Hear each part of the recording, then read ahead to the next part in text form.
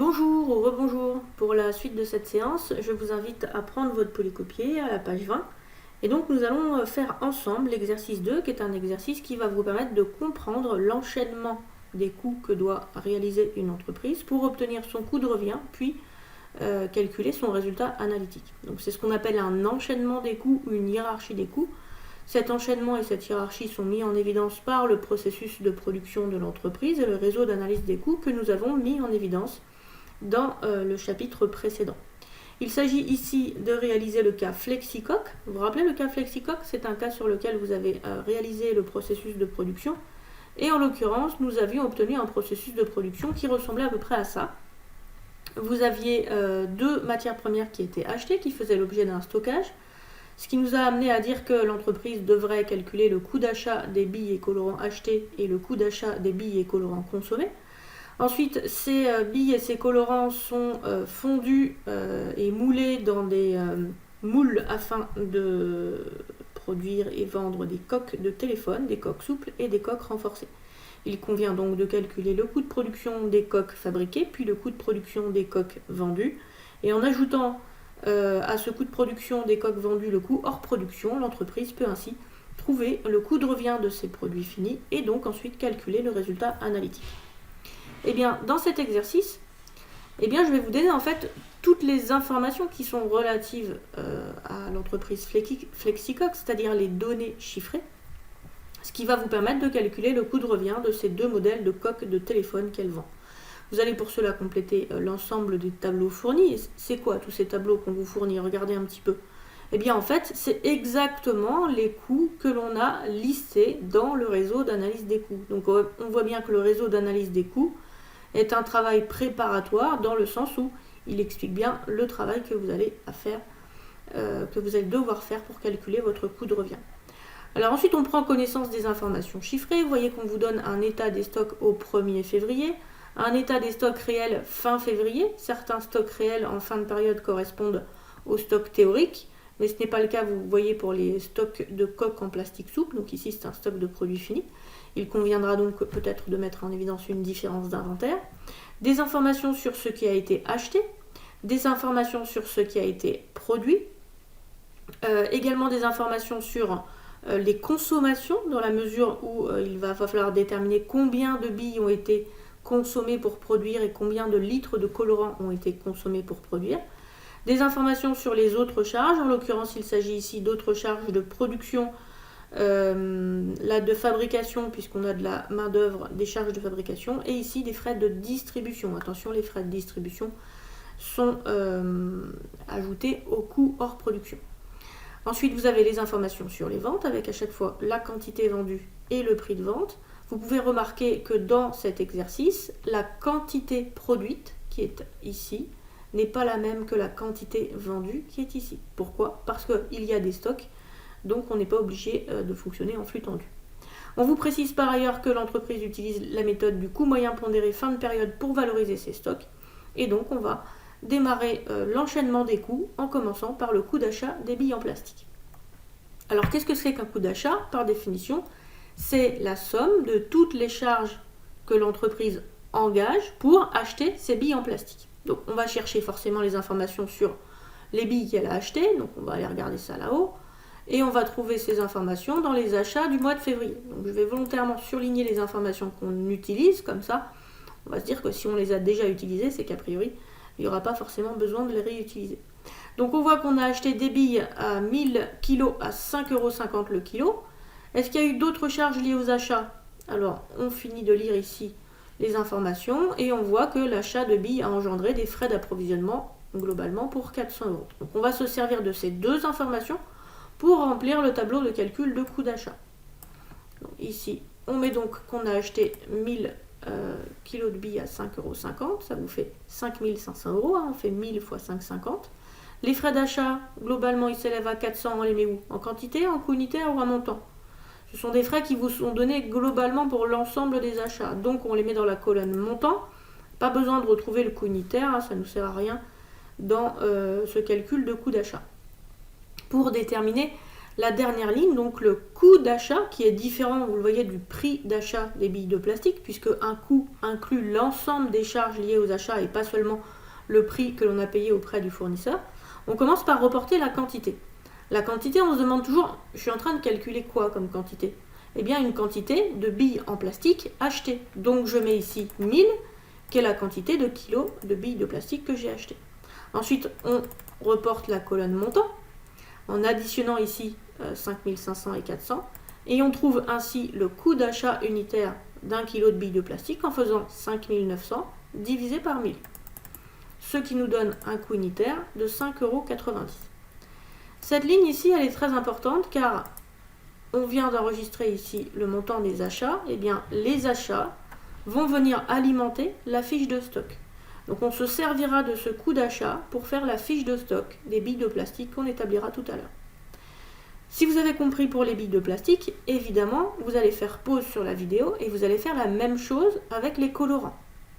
Il est important, essentiel, extrêmement essentiel même, que vous fassiez les calculs tout seul. À chaque fois, et c'est comme ça que je fais en cours, il y a un tableau que je vous montre. J'ai volontairement pris 2 matières premières, 2 produits finis pour que vous fassiez le deuxième. Donc là, vous allez aller chercher les informations sur les colorants. Vous allez calculer vous-même votre tableau de calcul de coût d'achat sur les colorants. Quitte à vous tromper, c'est pas grave, mais faites-le. C'est bon, vous avez compris? Du coup, vous avez fait pause. Vous avez fait pause ou vous n'avez pas fait pause? Bon, je vous taquine un petit peu. Moi, je vais continuer à corriger, mais je compte sur vous pour ne pas aller trop vite sur la vidéo. Sinon, la séance, elle va vous paraître aller à 100 à l'heure.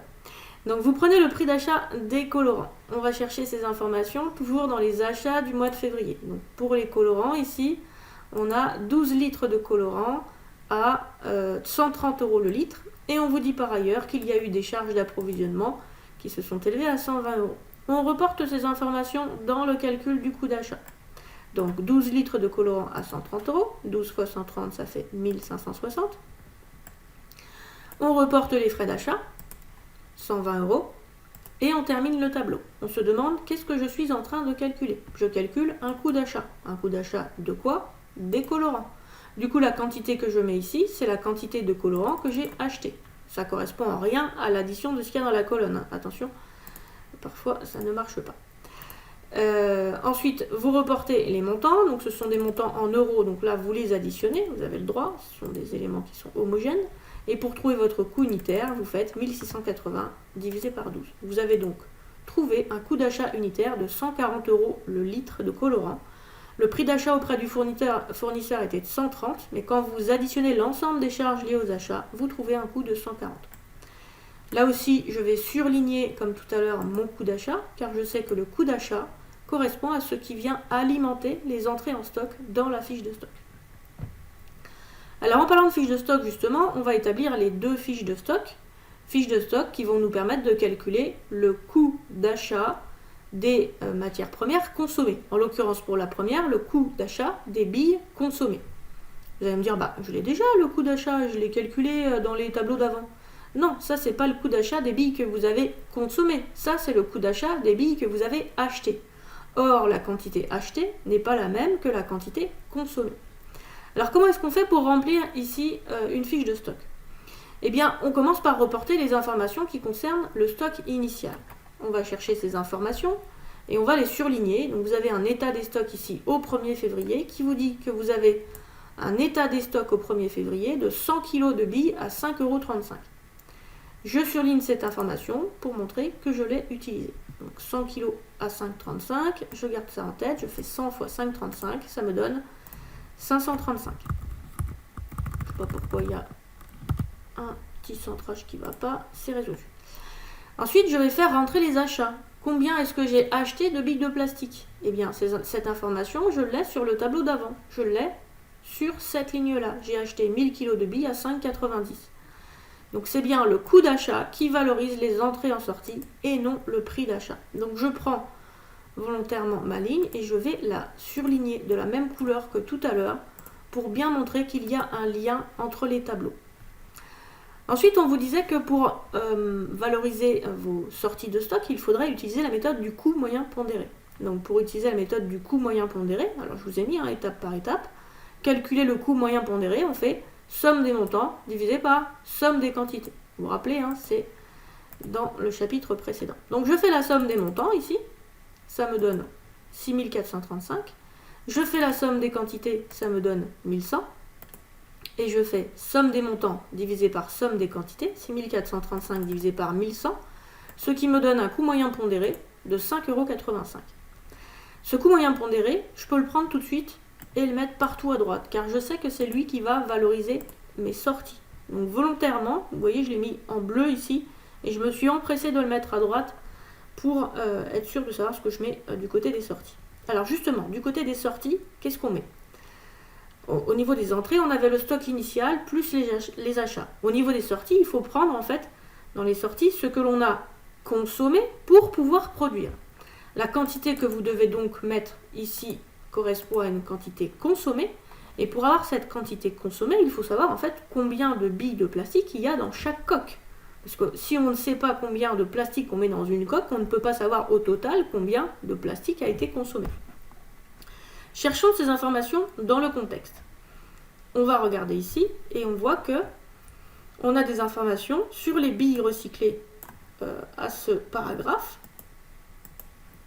On vous dit que chaque coque souple produite nécessite 50 g de plastique et que chaque coque renforcée produite nécessite 70 g de plastique. Bon, ok, on a 50 g par coque et 70 g par coque, mais au total, ça fait combien de grammes de plastique tout ça? Et même combien de kilos? Parce que nous, on est en train de faire notre fiche de stock en kilos, donc on ne va pas passer des kilos en grammes, c'est pas possible. Donc qu'est-ce qu'on va faire? On va commencer par calculer le nombre de grammes de plastique pour les coques souples produites. Mais pour cela, on a forcément besoin de savoir combien on a produit de coques souples. En l'occurrence ici, la production du mois de février, elle est de 5000 unités. Puisque dans une coque, il y a 50 grammes de plastique, combien y a-t-il de plastique dans 5000 coques? Eh bien, il y a 50 grammes multiplié par 5000. Mais ça me donne un montant en grammes. Et moi, je veux un montant en kilos. Comment est-ce que je fais pour transformer des grammes en kilos? Vous savez ou vous ne savez pas? J'espère que vous savez. On sait que 1 kg est égal à 1000 grammes. Donc du coup, si vous voulez transformer cela en grammes, vous divisez par 1000. Ça fait en fait 250 000 grammes, ce qui correspond à 250 kg. Vous faites la même chose pour les coques renforcées. Faites pause comme tout à l'heure et vous me déterminez le nombre de kilos de billes de plastique que l'on a consommé pour les coques renforcées. On a 70 grammes de plastique pour 8000 unités de coques en plastique renforcé, parce que vous voyez que les coques en plastique renforcé ont plus de plastique que les coques en plastique souple. On fait donc nombre de grammes de plastique, ça fait 70 grammes fois la quantité produite, c'est-à-dire fois 8000, divisé par 1000 pour le transformer en kilos, ça nous donne 560 kg. Au total, on a donc consommé pour la production 250 plus 560, soit 810 kg de plastique consommé. Et bien c'est ça qui va sortir de votre stock. Donc je vais faire apparaître ici mes 810 kg qui sortent de ma fiche de stock. Il me restera à déterminer le stock final. Et pour le stock final, vous avez une information qui vous est donnée dans le contexte. En l'occurrence, on vous dit que le stock final de billes plastiques correspond au stock théorique. Si ça correspond au stock théorique, pardon, je me suis trompée au niveau du surlignage, ça veut dire que vous allez calculer votre stock final en faisant stock initial plus les entrées moins les sorties. Alors du coup, le stock final, ça nous donne stock initial 100, plus les entrées 1000, soit un total de 1100, moins 810. On va donc trouver notre stock final en faisant 100 plus 1000 moins 810, soit 290 kg. On a bien des totaux qui sont égaux de chaque côté, et je vais pouvoir faire 810 fois 5,85, 290 fois 5,85, 1100 fois 5,85. Voilà pour cette première fiche de stock. Pour la deuxième fiche de stock, il s'agit d'évaluer ici le coût d'achat des colorants consommés. Donc, comme tout à l'heure ici, je vais faire apparaître les consommations. Je vais vous demander de faire pause dans la vidéo, de repérer les informations sur le stock initial, de repérer le coût d'achat du colorant acheté, de calculer le coût moyen pondéré, de calculer les consommations pour les coques souples et les coques renforcées et d'en déduire la consommation globale de colorant, de calculer votre stock final et donc de finir votre fiche de stock. Bien sûr, faites pause, ne cédez pas à la tentation de regarder la correction avant d'avoir cherché les informations dans le contexte. Le calcul de coût, c'est pas compliqué, mais il y en a qui ont du mal car ils ne savent pas où chercher l'information. Ils prennent le premier chiffre et ils le remplissent dans la fiche de stock. Ça n'a pas de sens, mais ça ne leur pose pas de problème. Donc il faut bien vous demander qu'est-ce que vous cherchez. On commence par le stock initial. Le stock initial, on va le chercher là-haut. Il est de 3 litres à 120 € le litre. Donc je surligne l'information pour montrer que je m'en suis servi. Je sais aussi ici que mon stock final correspond au stock théorique. Donc ça sera comme tout à l'heure pour trouver le stock théorique. Donc on va commencer par là. On met notre stock initial. Donc on a dit 3 litres à 120 € le litre. Ensuite, on va faire apparaître nos achats. Les achats ont été calculés précédemment puisqu'on a calculé dans le tableau de coût d'achat des colorants le coût d'achat des colorants achetés. On a 12 litres de colorants qui nous ont coûté chacun 140 € pour une entrée totale de 1680. Je vais prendre l'intégralité de cette ligne et je vais la recopier dans les entrées. Car les achats sont valorisés au coût d'achat et non au prix d'achat. Donc ce ne sont pas les informations sur le prix d'achat qui m'intéressent, mais les informations sur le dernier tableau de calcul que vous avez fait. Ensuite, on va calculer notre coût moyen pondéré. Donc, je fais la somme de mes quantités, je fais la somme de mes montants, et je fais somme des montants 2040 divisé par somme des quantités pour trouver un coût moyen pondéré qui est de 136. Ce 136, je le prends et je le recopie partout à droite, comme ça je saurai combien valoriser mes sorties. Mes sorties, justement, à combien s'élèvent-elles? Je dois déterminer le montant des colorants que j'ai consommés dans le cadre de ma production. Pour cela, j'ai besoin de savoir combien de colorants je mets dans ma préparation. Combien il y a de colorants dans chaque coque de téléphone, c'est important. Du coup, on va chercher ces informations. Ici, vous avez des informations sur les colorants. On vous dit qu'il y a 1 litre de colorant qui est consommé à chaque fois qu'on produit 1000 coques. Alors du coup, ça nous donne combien de litres de colorant pour les coques souples et combien de litres de colorant pour les coques renforcées. Pour les coques souples, je vois que j'ai produit 5000 unités. Je sais que j'ai besoin d'1 litre pour 1000 coques. Donc du coup, pour 5000 coques, ça fait combien de litres? Ça fait tout simplement 5 litres, forcément. Pas besoin de faire un produit en croix, mais sinon on fait 5000 divisé par 1000, ça vous donne 5 litres. Pour les coques renforcées, pareil, 1 litre de colorant pour 1000 coques, sachant que vous avez produit 8000 coques, vous faites 8000 divisé par 1000, ça vous donne 8 litres de colorant. Le total de litres consommés s'élève à 5 plus 8, c'est-à-dire 13 litres de colorant. On va pouvoir reporter ces 13 litres dans la quantité consommée dans notre fiche de stock. C'est la quantité qui sort de notre stock. Je mets 13 litres ici en consommation que je valorise à 136. Ça me donne 1768. Reste à déterminer le stock final. Tout à l'heure, comment on a fait? On a fait stock initial plus les entrées moins les sorties. On fait la même chose ici. Vous allez trouver le stock initial 3 plus les entrées 12, ça nous fait un total de 15. 15 moins 13, ça nous donne un stock final tout simplement qui s'élève à 2. Soit un total de 15, ma fiche de stock est bien équilibrée. Je valorise mon stock final et mes totaux afin d'équilibrer ma fiche de stock.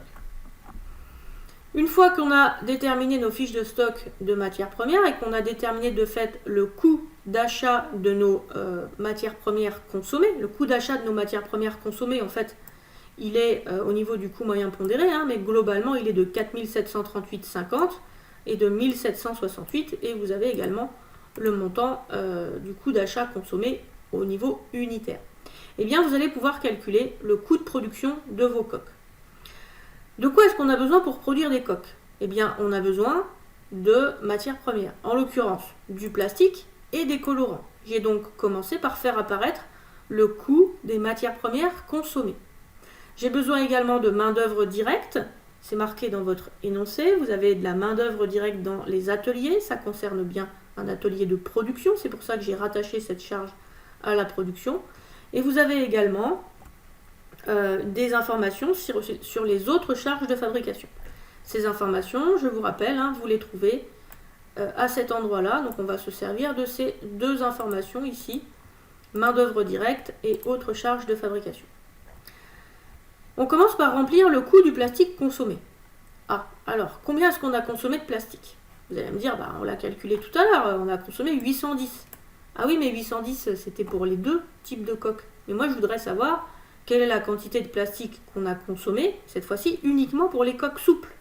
Mais rappelez-vous, on l'avait calculé tout à l'heure, puisqu'on avait pris le soin de le détailler. Regardez, on avait calculé qu'il en fallait 250 kg pour les coques en plastique souple et 560 kg pour les coques en plastique renforcé. Le total faisant 810. On va du coup affecter 250 kg ici de coût de plastique consommé. Pour les coques en plastique renforcé, 560. Et à combien est-ce qu'on va valoriser le coût de cette matière première consommée? Eh bien, on va se servir évidemment de ce que l'on a fait dans le tableau précédent. On va valoriser nos consommations au coût moyen pondéré, c'est-à-dire à 5,85. Donc ici, je vais faire apparaître mon 5,85 à la fois pour les coques en plastique souple et les coques en plastique renforcé. Je fais 250 fois 5,85 et j'obtiens le montant de ce qui a été consommé. Si ça veut bien s'afficher, oui, ça veut s'afficher.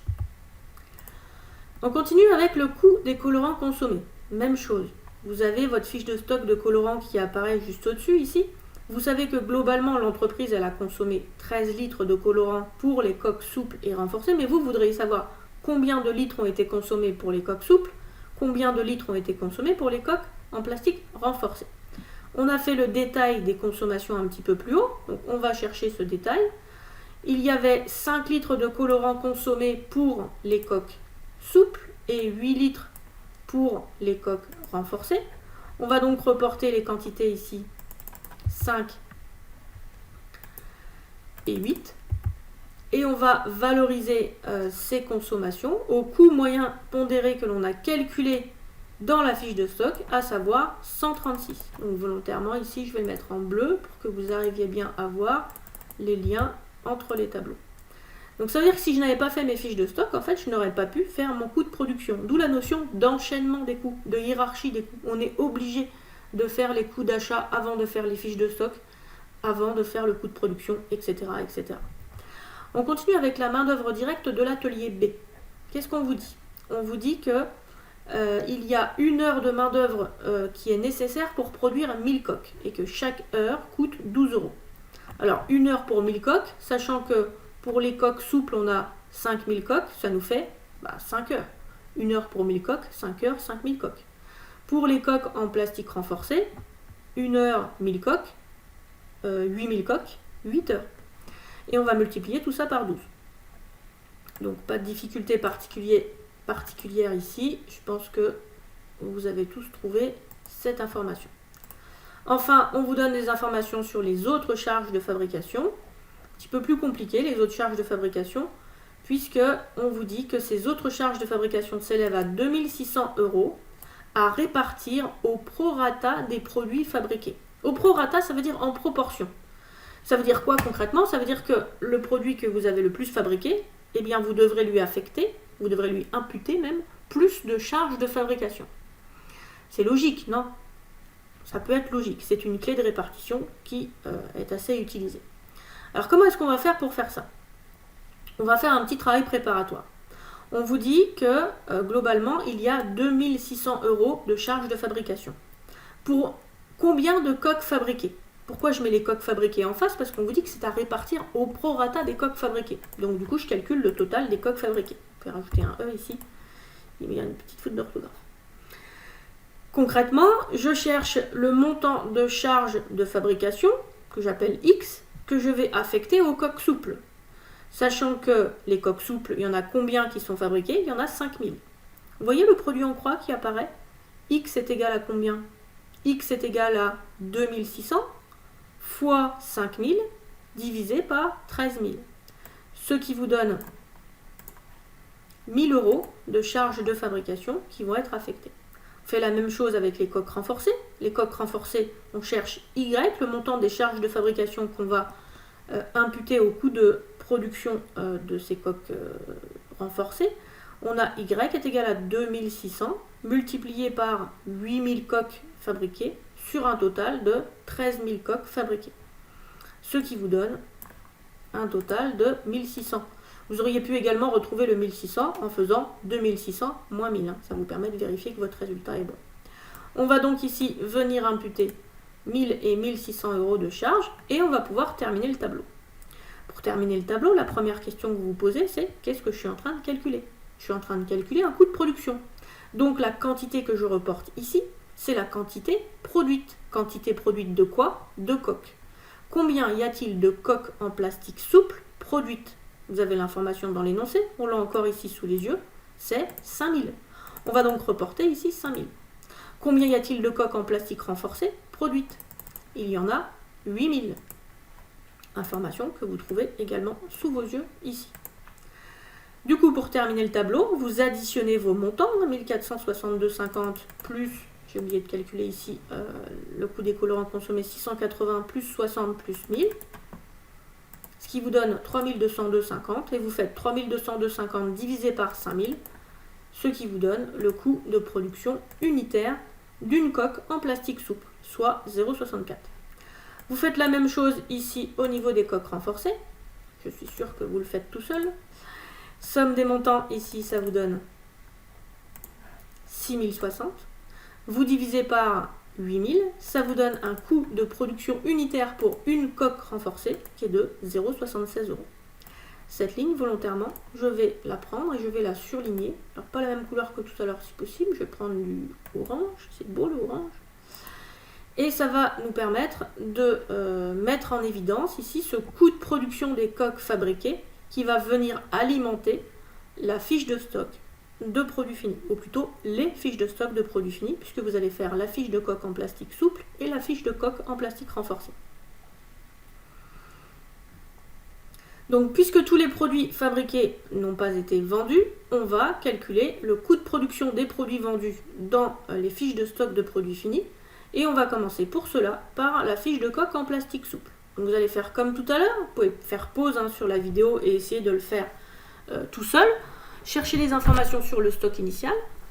Faites rentrer dans le stock les informations qui concernent le coût de production des produits finis, que j'ai noté CPPF.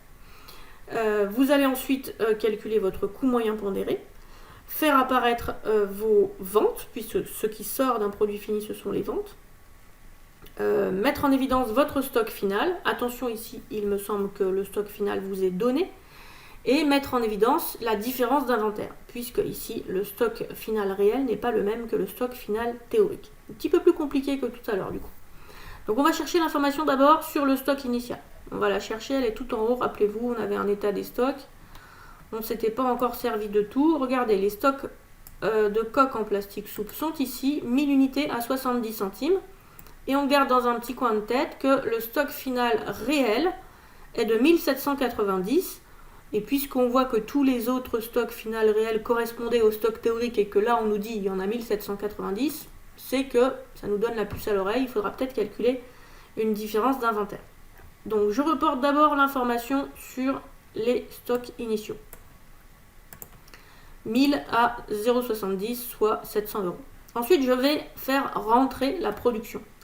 Donc je vais me servir bien sûr du tableau précédent, plus exactement de la colonne coque en plastique souple, et je vais reporter ici que j'ai produit 5000 coques à 64 centimes pour 3202,50. Je ne m'amuse pas à recalculer, je recopie la ligne. Donc ici, je fais apparaître mes éléments. Je vais mettre la même couleur, et vous, je vous invite à prendre un stabilo et à surligner la même couleur pour montrer les liens entre tableaux, et même vous pouvez faire des flèches. Même si les flèches entre deux pages, c'est un peu compliqué.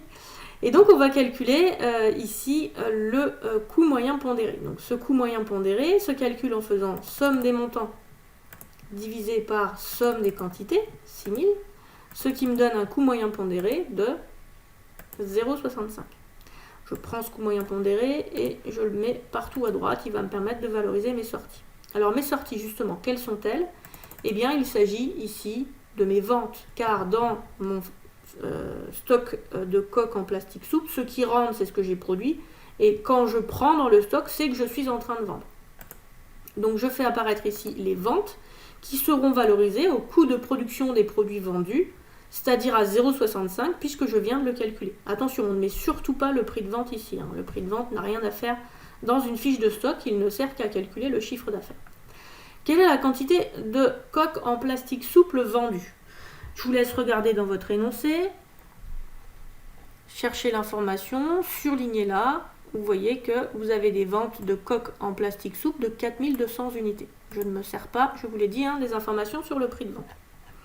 Donc je vais faire sortir 4200 unités, ici, que je multiplie à 0,65, ce qui me donne le coût de production des produits vendus, en l'occurrence des coques souples vendues. Le stock final, on vous le donne, il est de 1790. Donc du coup, on le reporte et on multiplie ici par 0,65 pour trouver le montant. Mais on va quand même faire une petite vérification puisqu'on vous donne le montant de ce stock final réel. Donc on va se demander s'il correspond au stock final théorique. Le stock final théorique, c'est celui que vous obtenez en faisant le calcul stock initial plus les entrées qui correspondent ici à la production, moins les ventes qui correspondent ici, moins les sorties pardon, qui correspondent ici aux ventes. Donc 6000 moins 4200, ça veut dire que en théorie, j'aurais dû avoir dans mon stock 1800 coques. Mais il ne reste que 1790. Vous avez donc ici un manquant d'inventaire de combien? Eh bien, de 10 coques. Ce manquant d'inventaire, vous le faites apparaître comme une sortie fictive que vous valorisez au coût moyen pondéré calculé précédemment. Donc 10 fois 0,65, faites votre multiplication. Et donc forcément, puisque vos quantités ici sont identiques à droite et à gauche, vous allez trouver exactement le même montant à droite et à gauche. Vous avez compris pour les fiches de coques en plastique souple, je vais vous inviter à faire une nouvelle fois pause dans la vidéo et à établir la fiche de stock des coques en plastique renforcées, selon le même principe.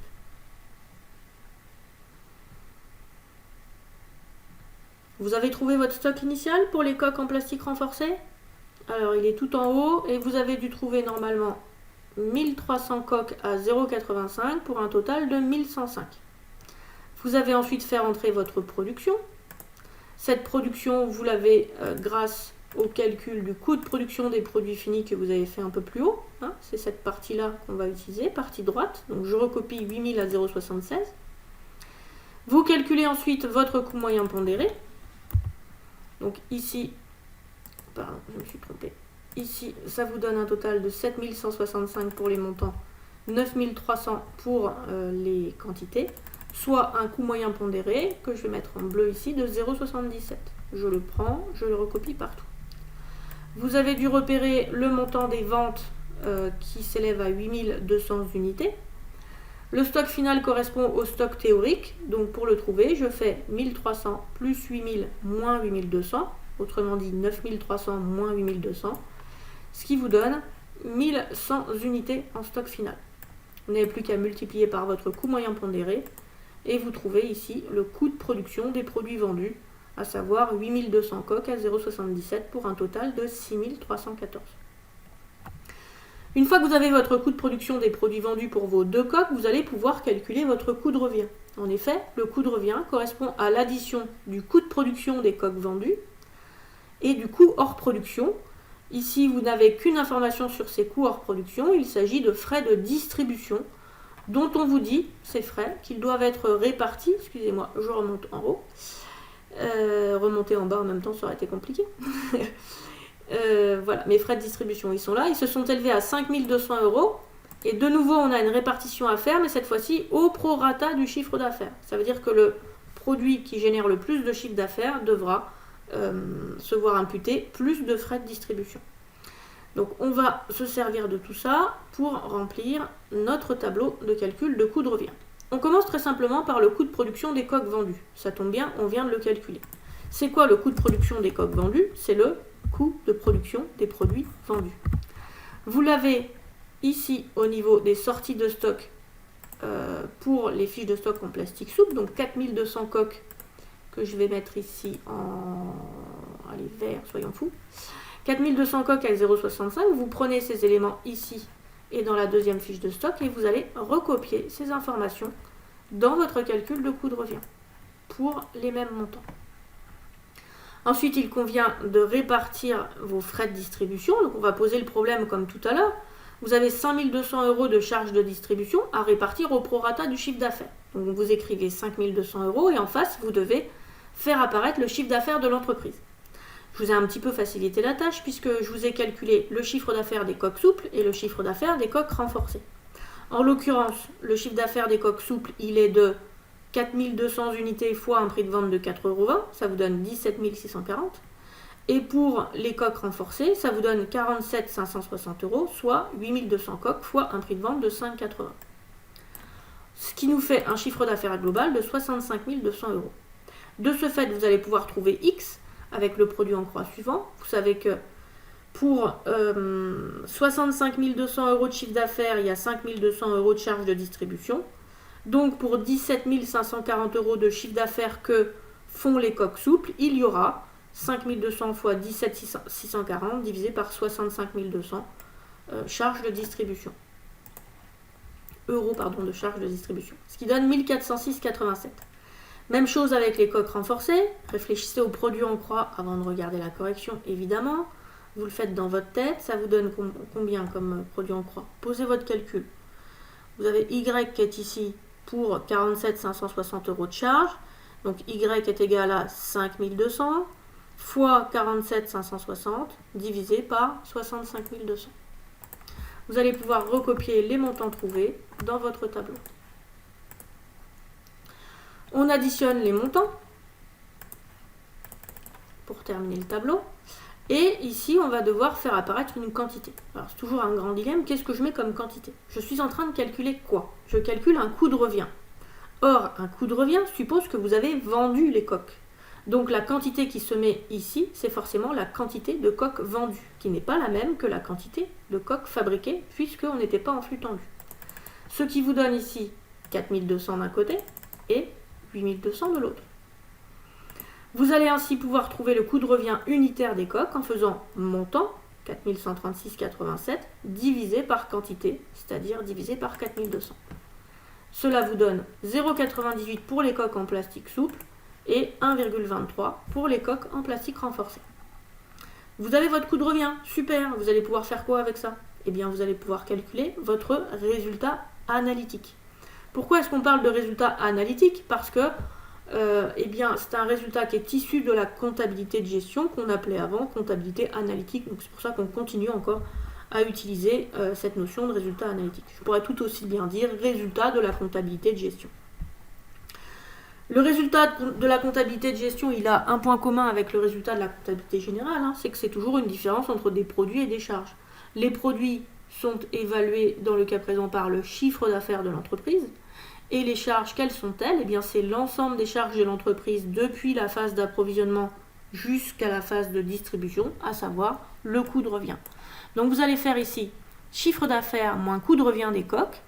Pour le chiffre d'affaires, on a un petit peu fait le travail préparatoire ici, puisqu'on avait déjà calculé ce chiffre d'affaires et donné le détail. Donc, je mets à chaque fois la quantité vendue fois le prix de vente pour chaque coque. Je recopie ensuite le coût de revient des coques. Donc je vais prendre la ligne que j'ai calculée précédemment. On va la mettre en violet, allons-y, soyons fous.